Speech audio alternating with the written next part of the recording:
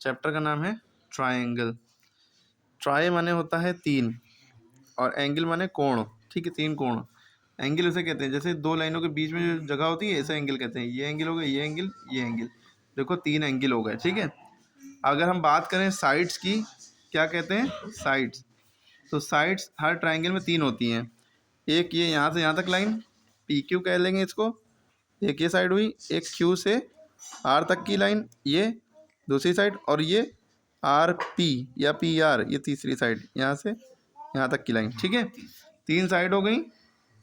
और एंगल्स कितने हो गए, एंगल कितने हो गए, थ्री। कोने जो होते हैं, जैसे ये कोना है, ये कोना है, ये कोना है, इसे कहते हैं वर्टिसेस। क्या कहते हैं, है ना। एक कोने को कहते हैं वर्टेक्स, और इसका बहुवचन प्लूरल होता है वर्टिसेस।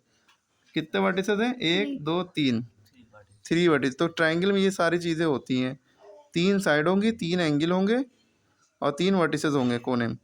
साइड्स का नाम हम दो लेटर से लिखते हैं, पी क्यू।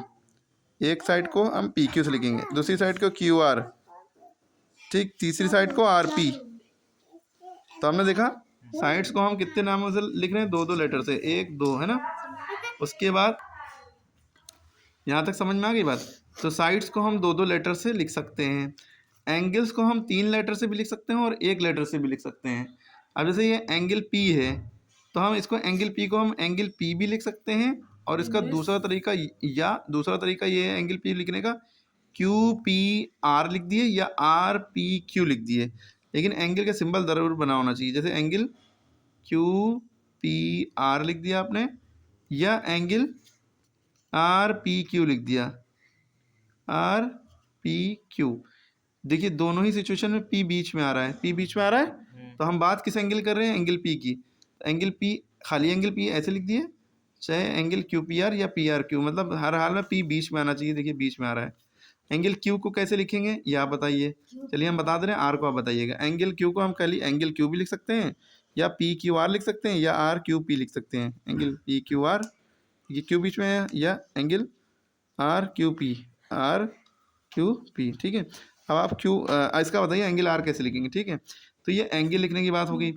वर्टिसेस यानी कोने कैसे लिखते हैं, तो एंगल ऐसे लिखते हैं, जैसे एंगल को हम एंगल पी लिख सकते हैं, तो फिर ये वर्टिसेस यानी वर्टेक्स पी कैसे लिखेंगे।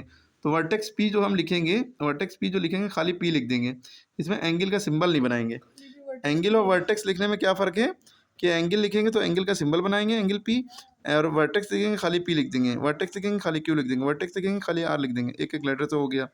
साइड्स के लिए दो लेटर, एंगल के लिए एक लेटर, तीन लेटर दोनों चल जाएगा। वर्टेक्स के लिए खाली एक लेटर, वो भी एक ही लेटर, उसमें पहले कोई सिंबल नहीं बना होगा। क्लियर है। तो ये एंगल चैप्टर में बहुत अहम बातें थी जो आपको पता होना चाहिए, ठीक है।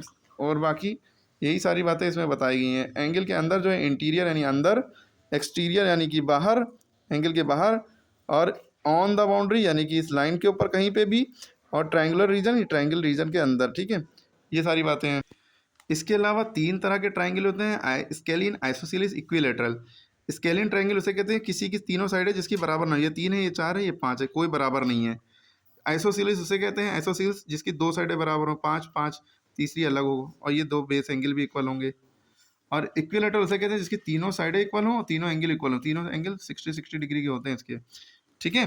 फिर अगला नेक्स्ट वीडियो में डाल देंगे, ठीक है।